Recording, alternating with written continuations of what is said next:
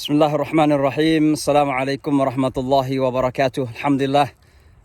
Wassalatu wassalamu ala rasulillah wa hasbunallah wa ni'mal wakil, ni'mal maula wa ni'mal nasir. Teman-teman, menanggapi krisis COVID-19 yang begitu dahsyat, merupakan sebuah pandemik global yang luar biasa menggoncang dunia.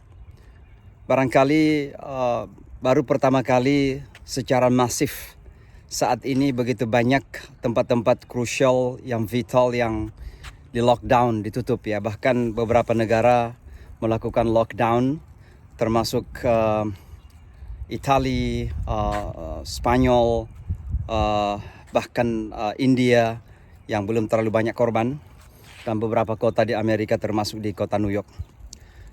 Hal ini tentunya menjadikan kita berpikir, melakukan semacam i'tibar, melakukan refleksi atau reflection, pondering of what is really going on.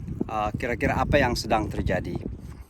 Masjid-masjid di mana-mana tidak dilakukan sholat Jumat dan juga tidak melakukan sholat jamaah.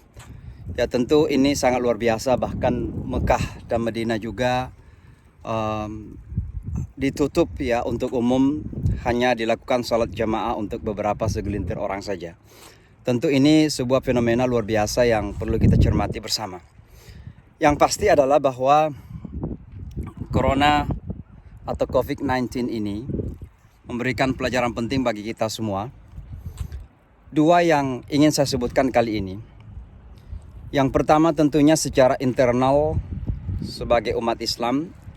Satu hal yang saya pelajari dan saya dapatkan sebagai pelajaran penting dari peristiwa ini adalah bahwa umat Islam ini masih bisa menyatukan pendapat, ide dan opini di saat-saat terdesak.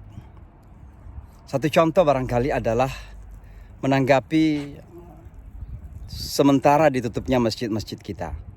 Sementara ditiadakannya sholat Jumat dan juga sholat berjamaah. Saya melihat hampir semua madhab, hampir semua ulama dengan latar belakang yang bermacam-macam berpendapat hal yang sama. Bahwa memang menjadi sangat penting untuk sementara masjid-masjid kita ditutup demi menyelamatkan jiwa, karena menyelamatkan manusia atau jiwa manusia itu jauh lebih penting dari apapun juga. Termasuk jauh lebih penting daripada ibadah-ibadah ritual yang kita lakukan. Maka pelajaran penting dari sini adalah bahwa alhamdulillah umat Islam ini masih punya kesempatan untuk membangun kembali kesatuan dan kebersamaan.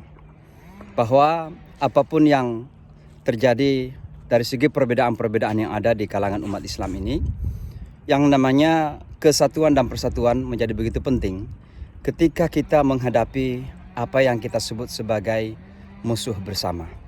Saat ini mungkin musuh bersama adalah COVID-19.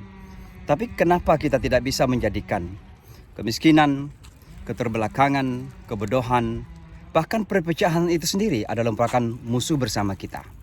Kita jadikan musuh bersama ini sebagai pemicu untuk kita membangun kesatuan dan kebersamaan.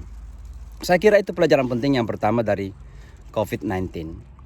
Yang kedua, bahwa COVID-19 ini juga mengajarkan kepada kita bahwa dunia kita sekarang ini begitu sangat kecil. Terjadi apa yang disebut dengan interdependence, apa yang disebut dengan interconnectedness, bahwa dunia kita ini saling terikat. Tidak ada satu bangsa dimanapun, sekuat dan sehebat apapun, seperti Amerika atau Cina dan lain sebagainya, yang bisa menyelesaikan permasalahan-permasalahan dunia kita sekarang. Karena sesungguhnya semua terkait.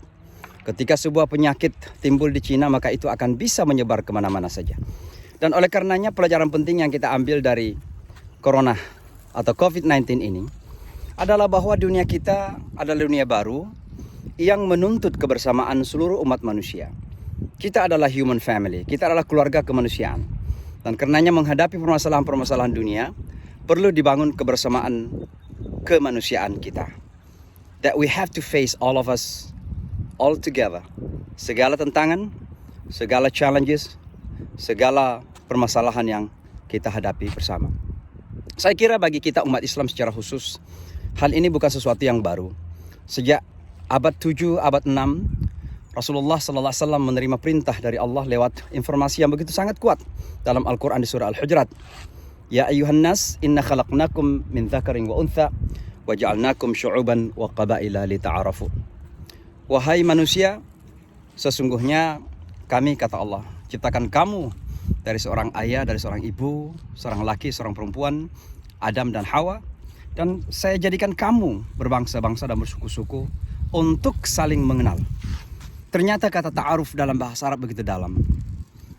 Ada urfun, tradisi, custom, culture, dan budaya. Artinya apa?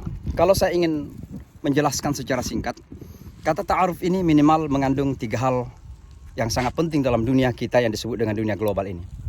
Yang pertama adalah kemampuan kita untuk membangun caring, untuk membangun rasa kasih sayang, rasa cinta kepada semua umat manusia. Build a sense of caring, a sense of care, bahwa kita ini saling mengasihi, kita saling menyayangi, kita memiliki tanggung jawab yang sama untuk saling melindungi. Yang kedua adalah harus ada kemauan atau komitmen untuk melakukan sharing, caring lalu sharing. Kita sharing, kita bersama-sama saling memberikan kontribusi terbaik bagi dunia kita untuk menjadi dunia yang lebih baik lagi. Dan yang ketiga adalah bahwa dalam dunia global sekarang ini harus ada political will untuk membangun keinginan bekerja sama global. Apa yang disebut dengan nasionalisme sempit atau narrow nationalism bukan opsi lagi. Masanya bukan lagi kita bangga dengan bangsa kita sendiri, dengan negara kita sendiri, lalu melupakan bahwa ada bangsa dan negara lain yang ada di sekitar kita untuk bisa bekerja sama. Tapi kita harus kedepankan kerjasama untuk kebaikan bersama kita. Maka sekali lagi, 2 pelajaran penting ini penting bagi kita umat Islam khususnya untuk kita dalami. Yang pertama secara internal bahwa umat ini harus kembali membangun kesatuan dan kebersamaan.